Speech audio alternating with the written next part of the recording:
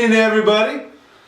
Welcome back to the Fantasy League Fantastico Roundtable for Week 5 of the NFL. Welcome back. It's great to be here. I'm Bud, and joining me again, as always, is Bud.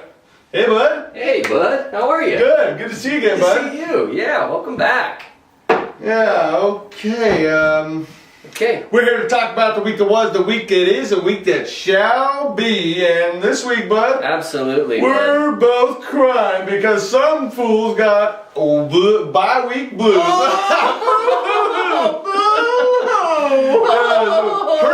Hurting. I'm sniffling. Hey, Bud. Well, again, yeah, bye week blues are upon us, but what a week we just had. Week 4. A lot of things that we said were going to come true, again, did not. They certainly did, Bud. Wow. Well, tell me about some of those things. Well, let's just first commend a performance of the year. Our first 200 performance, which also showed us the most points ever scored by a quarterback in one game, Aaron Rodgers. Unbelievable. The Dick was something to see. Dr. Dick. Wow. Dr. Dick, congratulations. A complete murder of the Mofos, an undefeated team at 3-0. Dr. Dick was not limp on Sunday. They went for 2 bills. Yes. Wow. Strong, up and down. And apparently you like him so much, you... Well, we'll get to that in the power rankings. We'll see if their performance on the field Sunday is going to translate into that number 1 slot in the power rankings, because thus far, I haven't put them up there. I may or may not have. I'm not, I still haven't decided yet what Dr. Dick is all about, but it was an impressive performance indeed. Up next, we had a huge matchup, a very exciting contest between the Rollers, and the Boone Humper, a game that was decided by less than a point. Yeah, it was one of those matchups. The Boone Humper, a real underdog in the game, going against an undefeated Roller team.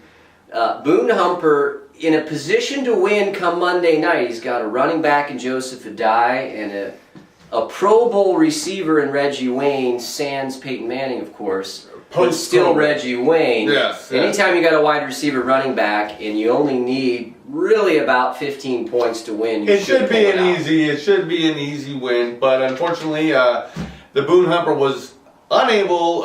His players were unable to get that mark, and they were beaten by a tight end and a kicker. I talked to the manager of the Boone Humper. And he was pretty sad after that game. He had a tear in his eye, but he still showed that intelligent, steely resolve that I think this is still a team you got to watch out for. Yeah, we're going to talk a lot more about the Boone Humpers. Is that what that was? Well, I think the Rollers, again, displayed a lot of graciousness in that win. Anytime you win by half a point when you really shouldn't, you're in the streets, maybe without your pants. But he was very cordial on the message board. I think he might have even placed a call into the Boone Humper thanking him for the contest. A real gentleman out there, but we'll see where gentlemen's finishing. Yeah, and I talked to the manager of the Boone Humper, and he said that he felt that the Rollers were being condescending and trying to rub it in. Yeah, well, either way, we still see the Rollers as a gentleman, whether they're rubbing it or not. He's a gentleman, indeed. Let's get into our waiver wire watch. Oh, yes, of course. Last week, coming into this last weekend, did anybody pick up a player that really made a difference? And I think they did. Yes. I think they did. I think we had a lot of waiver ads that didn't produce fruit last week. But looking ahead, I think there were a couple of key names that were picked up. They're going to be producing for these teams down the road. Well, let's get what happened last week. The Rollers pick up Connor Barth, who on one PAT propelled his team to a victory. That's my waiver wire pickup of the week. Wow, it was a stinger for the Boone Humper, losing by a half point, which is a PAT.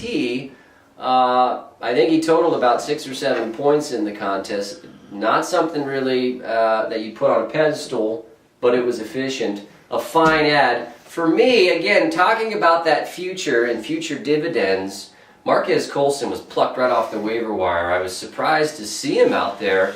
But the goods were diligent. They got that first priority pick, and they picked him up, and I think that was the key pickup. He'll be producing down the road. It is unfortunate. I did again speak with the manager of the Boone Humper. He felt that Marcus Colston would be out anywhere from 4 to 5 weeks. Wow, for an 0-4 team, the Boone Humper does get a lot of airtime.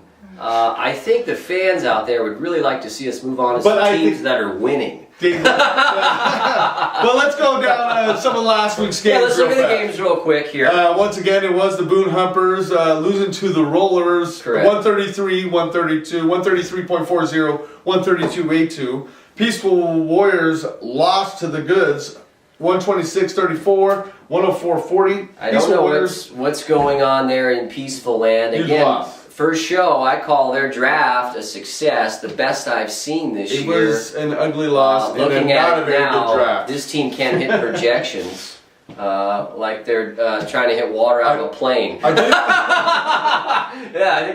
believe they were projected to win by about 30 points, and they got 104-40. Yeah, I mean, it's a classic case of underachievement. We've seen that with some other teams, but the Peaceful Warriors got it all over their skin, and they got to do something to shake it. Yeah, they sure do. How about the Morning Wood, 156-98 over the King, 123.54. This Morning Wood team, their record didn't show how good they've been. We both chose that team as a team to watch. They had the loss to the Mason Keat Colby back in week 2, where they scored 172 points and lost. This team is built to score, and we're going to see them move up, and I think we'll see that in the power rankings today. Really? Well, speak for yourself. We have Mason Keat Colby, 182-24 over Redonkulous, 157-64. A huge scoring affair, and Mason Keat Colby continues to pick winners. Well, again, the Mason Keat Colby, my number 1 in the power rankings last week. The train keeps rolling along the tracks, and in its way are Fantasy League Fantastico teams getting pummeled. It doesn't matter what you score, Redonkulous scoring in the 150s. 157 which should be good enough for a win. You lose by 30. Ouch, ouch. The Fire Spitting Jimmies, 127-98. Lunches for Wimps, 122-74. A middling matchup of middling teams, it appears. Yeah. Not a lot to say. I think I'd rather be out washing the car than watching that match. But again, Fire Spitting Jimmies have dealt with injury, and we'll see. We'll see. And our Toyota Tundra blowout of the week, I believe, Dr. Dick, 207-22 over the Mofos, 110-20. Unbelievable.